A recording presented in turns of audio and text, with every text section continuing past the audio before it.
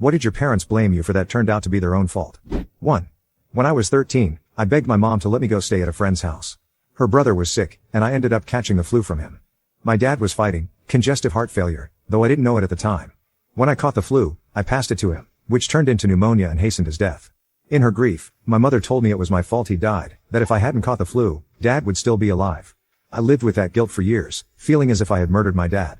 Years later, after my mother died, I found out from my brother that Dad had worked on our pasture fence in the rain, already having the flu. I'd caught the flu from him, and it turned into pneumonia afterward. But it was the broken fence in the rain, not me. Our mother never took back blaming me. She also told me she couldn't love my daughter because she wasn't perfect. She has Down syndrome and leukemia. I did not attend her funeral. 2. One day when I was in high school, I arrived home to discover several mostly empty bottles of alcohol from my mother's liquor cabinet sitting out on the kitchen counter. Upon hearing me enter the house, my mother angrily stomped into the kitchen to demand an explanation about why her booze was missing. I had absolutely no clue, but she wouldn't believe that my brother had denied drinking her booze, so therefore it must have been me. My mother threw a tantrum trying to get me to confess, which included yelling, screaming, hitting, punching, and throwing things at me. Then she started hurling other punishments at me. I was grounded.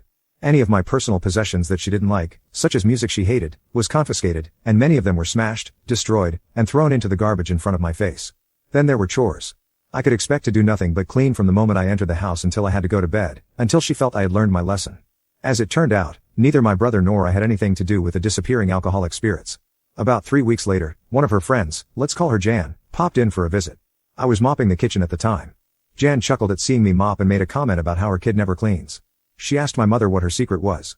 My mother told her about the missing alcohol and that I was being punished. Jan's face nearly hit the floor, mouth agape. She reminded my mother that they had drunk the booze together during her last visit. About a month prior to this new revelation that I was in fact telling the truth, my mother very calmly stated, "Oh, that's right, I forgot." Then turned to me and said, "As soon as you're done with the floor, you can stop with the chores for now. You're not grounded anymore." And that was that. Of course, my mother never apologized to me. 3. I was 14 and my half-sister was 8. A neighbor, a serial pedophile, raped all 6 of his daughters and wife beat her, raping my sister. My mother said it was my fault. The next day, I saw his car coming down the street and ran out in front of it, making him stop. I yelled at him and threatened to kill him if he ever touched my sister again. Who knows what I was thinking for years. My mother also said it was my fault that my father left us when I was a year old. I found out later he never wanted kids.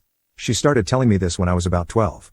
After we arrived in California in 1968, we were immediately thrown into poverty. Afterward, my mother called us ungrateful bitches. I was relentlessly bullied in the California schools I attended. It stopped when I dropped out. My mother said it was my fault I was bullied. She was fond of doling out blame. After my grandfather committed suicide in 1966, my mother told me, a 9-year-old, that it was my grandmother's fault that he did it. 4.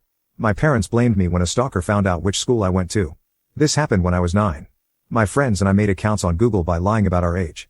We posted pictures and other things. Then a stalker showed up at my school looking for me. My parents found out I was on Google Plus and blamed me. When the police interrogated the guy, he found my school. On my mom's Facebook post, she took a picture of me and my friend in our school uniforms.